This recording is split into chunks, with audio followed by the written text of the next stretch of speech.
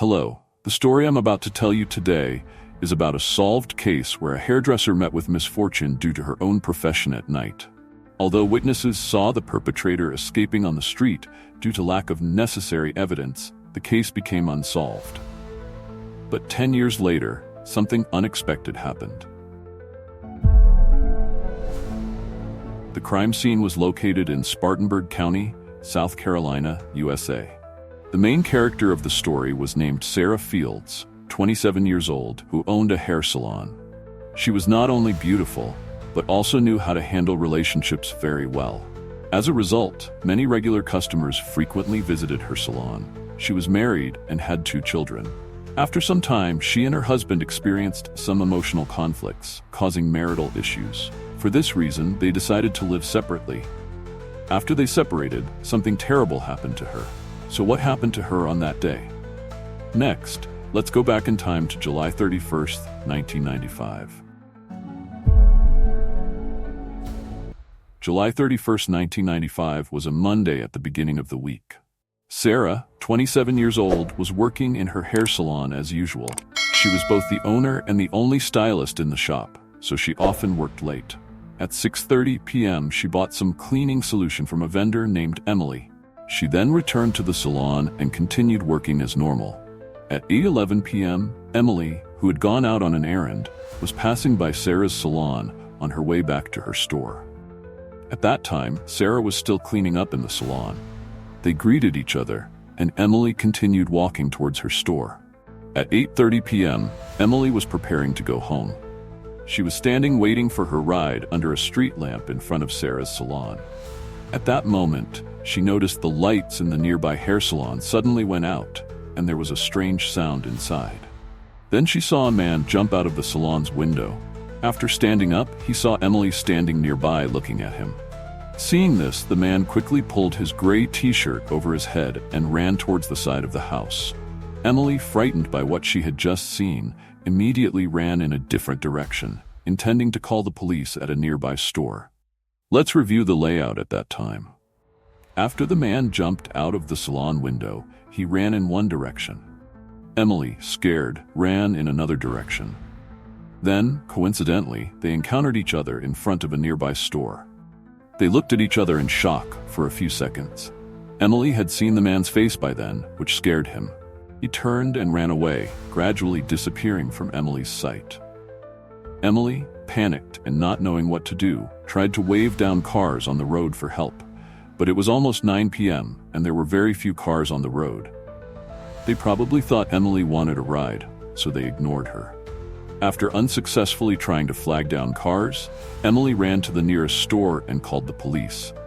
After receiving the report, the police quickly arrived at Sarah's salon. When they went inside, they found her sitting on the floor with her back against a cylindrical water heater in the bathroom. A cord was tied around her neck, with the other end tied to the heater. There were no signs of life, with many bruises and blood on her body. It appeared that a violent struggle had taken place, ending in her tragic death. Except for the bathroom, other areas of the salon showed no damage. Her purse was still on the table, with the key ring beside it. The cash box of the store was still intact, with no other assets missing. Therefore, the police ruled out robbery as a motive. Forensic experts then arrived at the scene. They used a special ultraviolet light that could show reactions to semen. Indeed, there was a reaction at the scene. However, the specific results still needed further laboratory tests to find the perpetrator's DNA. Sarah's husband, Mark Fields, after hearing from neighbors, immediately rushed to the crime scene. The police then detained him to take his statement. He said that he and Sarah had 2 children, but their marriage had encountered problems, so they were living separately. They had been separated for some time, but were not yet divorced. After learning that his wife had been murdered, he was very distressed. The police then took his fingerprints and found a match with a fingerprint on the water heater. Sarah worked very hard, had a good business mind, and served her customers very well. She was killed right in her own store.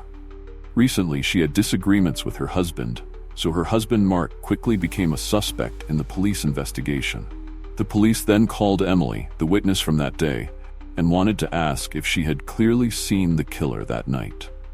Emily said she had seen the man's face exactly. That night, he was a white man with brown or blonde hair, with a high wave in his hair, about 5.8 tall, weighing about 143 pounds. Forensic artists drew a portrait of the suspect based on Emily's description. The portrait did not resemble Mark's appearance at all. Let's look at an image of the window the killer jumped through. It looks very small. And here's an image of Mark. He's very large, and with his size, he could hardly jump out of the window. If he tried, he would surely get stuck. So why were his fingerprints on the water heater? Mark said he was a plumber, and he had installed the water heater in the salon himself. At the time of installation, there was another colleague present as a witness. The police also investigated and suspected that Mark might have paid someone to carry out the murder, but they couldn't find any clues or evidence to support this conclusion. Finally, Mark was eliminated from the list of suspects. At around 8:40 p.m. on the night of the crime, a witness driving past the salon saw a suspicious man standing next to a blue Ford SUV with custom rims. The witness said the man even made threatening gestures at him. Let's review the timeline of the incident.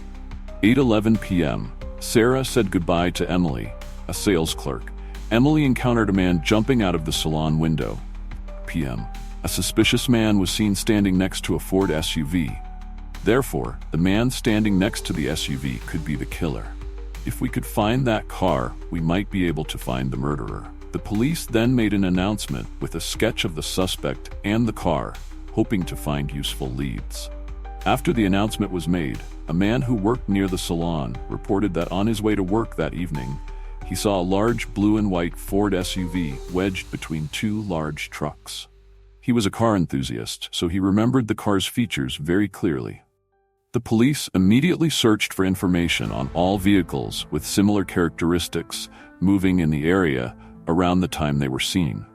There were 3 or 4 video recordings of a car matching the description with the same license plate, and that car belonged to Mary. The police then went to meet Mary. She initially cooperated with the investigation, stating that her son had driven the car out on the night of the murder. But she insisted that her son had nothing to do with the case. Because her car was so similar to the one the police had described, she was constantly being monitored, surveilled, and reported. This made her very uncomfortable, so she wrote a notice on the back of her car saying the car had been checked and please do not report it anymore. She also reported to local authorities about the police constantly bothering her family and no longer wanted to cooperate with the police investigation. Unable to continue cooperating with Mary, the police brought a witness from that night to look at Mary's car from a distance. The witness said that, although the car looked very similar, he wasn't sure it was the one he saw that night. Due to the witness's denial, this lead was also cut off. At that time, the crime scene laboratory report was released. According to the scene, it was highly likely that Sarah had been raped. But what was missing was that the laboratory had not detected the killer's DNA on her body. A forensic doctor remembered that she had been at the scene using ultraviolet rays to check and clearly saw semen reactions. Why couldn't they find any traces now? Feeling strange, she tried once again to check all the items at the scene. Finally, the forensic doctor successfully extracted DNA from semen on a hairbrush. However, because the police couldn't find any other suspects, they couldn't conduct DNA comparisons. Then the case hit another dead end. The case remained unsolved for a long time due to lack of evidence and new leads, becoming a cold case. In 2005, 15 years after the incident occurred, the police still hadn't completely given up on the investigation. Occasionally, new leads would appear in the case. At that time, a new sheriff arrived to take office in Spartanburg County. After taking office, he ordered the reopening of the cold case from 10 years ago. He believed that the case was unsolved only due to the lack of technology at that time, making it impossible to investigate the truth. He assigned a detective named Thomas Smith to reinvestigate the case. Detective Smith, after receiving the assignment, went to meet a retired FBI profiler. This was a senior profiling expert. Profilers are specially trained professionals who sketch criminal psychology through analyzing operating methods, scene layouts, and criminal characteristics, thereby predicting more about the personality traits and even the next actions of criminals. After learning about the details of the case, the retired expert described to Detective Smith some characteristics of the perpetrator as follows. A young white man, someone around Sarah, familiar with Sarah's work and rest schedule, had been to Sarah's salon for a haircut, liked Sarah, low education level, left the area after the incident occurred. While Detective Smith began reinvestigating the case to see if anyone fit the profile, Sarah's mother unexpectedly called the police to provide a new witness. The new witness was Michael P., a 27-year-old employee of an auto repair shop. At that time, it had been 10 years since the incident occurred. Sarah's daughter was now 18 years old. By chance, Sarah's daughter had driven to Michael's repair shop to fix her car. Two mechanics were chatting, and one of them told the other that it was Sarah's daughter, now grown up so much. The other mechanic was Michael. After seeing the girl, it stirred up his memories and made him feel guilty. Michael then went to meet Sarah's mother and said he thought he might know something about the clues from the case 10 years ago. The police then came to meet Michael. He said that although he knew some clues and was willing to tell them, the police had to agree to keep the source of information secret. He had been threatened in the past, which scared him. He didn't want to get involved in that. The police agreed to Michael's request. Michael said he thought his friend Jonathan might be the killer. This was Mary's son, who had the car similar to the suspects. At the time Mary refused to cooperate with the police investigation, Jonathan was 17 years old. As he was just a teenager then, Mary didn't allow the police to interrogate him. Later, because witnesses had ruled out the car, the police didn't come to her house anymore. Michael continued, saying he and Jonathan had a very good relationship and often drove out together. That year he was working at a pool hall. On the day of the incident, on his way home from work, Jonathan happened to catch up with him, and they chatted for a while. In the conversation, Jonathan mentioned Sarah. He said Sarah had 2 children. The couple was having difficulties and had separated. Although she's a bit older, I like her, Jonathan had said. It seemed Jonathan knew a lot about Sarah. Sarah was much older than him, so Michael thought he was just joking and started laughing. Jonathan suddenly became very angry because of that. Michael also added that after driving him home that evening, Jonathan said he had to go for a haircut. It was very late then, and all the hair salons were closed. Michael told him to wait until tomorrow, but Jonathan insisted he would go to Sarah's salon for a haircut. A few days after the incident occurred, Michael was playing pool at a local pool hall. At that time, he happened to meet his friend Jonathan again. Jonathan said, "I'm about to enlist in the military. It might be a long time before I come back. The things I told you the other day, don't tell anyone. If you do, I'll kill you." Michael was stunned, not knowing what he meant. Jonathan added, "If you don't know now, you'll know later." That was the last time they talked to each other, and they hadn't met since then. Based on Michael's descriptions, the police thought Jonathan was very similar to the man the retired FBI profiler had deduced. A young white man, familiar with Sarah's work and rest schedule, liked Sarah, had been to her salon for haircuts, and left the area after the incident occurred. The police then took out the portrait described by the witness Emily at that time and compared it with Jonathan's image, finding a striking similarity between the two pictures. The police determined that the perpetrator of the case was Jonathan and began investigating him, but he had disappeared. During that time, the police went to meet an ex-girlfriend of Jonathan. She said Jonathan had abused her, even pushing her into the bathtub and beating her severely. During a walk, he had driven her past Sarah's salon and told her, "There was a case here. The police want to convict me, but they have no evidence. If you dare to run away from me, I'll make you disappear like that." Upon further investigation, the police discovered that Jonathan had once had a fiancée named Heather. Heather disappeared on the afternoon of September 24, 2002.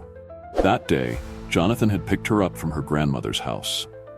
Then, they went to a bar together, and Heather had disappeared since then. Jonathan was the only suspect at the time, but wasn't charged due to lack of evidence. 2 months later, Detective Smith finally contacted Jonathan. He told him that he was reviewing old files, including Sarah's case. He wanted to meet him on Saturday to ask for some information. Jonathan agreed to the request, but he ultimately didn't show up. With all the evidence obtained, Detective Smith believed Jonathan could be the real killer. Therefore, he proposed to his superiors about the necessity of obtaining Jonathan's DNA, and his superiors accepted the request. 2 weeks later, the police forcibly took a DNA sample from Jonathan. After comparing it with the DNA found on the hairbrush 10 years ago, it matched, indicating that the man the police were looking for was indeed Jonathan. In October 2005, the police arrested Jonathan and charged him with murdering Sarah. At that time, he said, "I don't know any Sarah. I have nothing to do with this case." In November 2006, the case was reopened for trial. Initially, Jonathan denied the crime he had committed. However, faced with the solid evidence presented, the court sentenced him to life in prison. During the trial, he cried, saying, "Sarah's killer is still free and I'm going to prison. She didn't receive justice today." Regarding Jonathan's missing fiancée, Heather, in 2006, the police found some blood and blonde hair in an abandoned car. It's believed that the blood and hair belonged to Heather. However, this has not been confirmed. Although Jonathan remains a suspect in Heather's disappearance, he has never been charged. In 2010, while in prison, Jonathan brutally beat another inmate. He was convicted and banned from parole until 2035. Finally, the case was brought to light after 10 years. However, no one knows whether Jonathan's fiancée is still alive or not.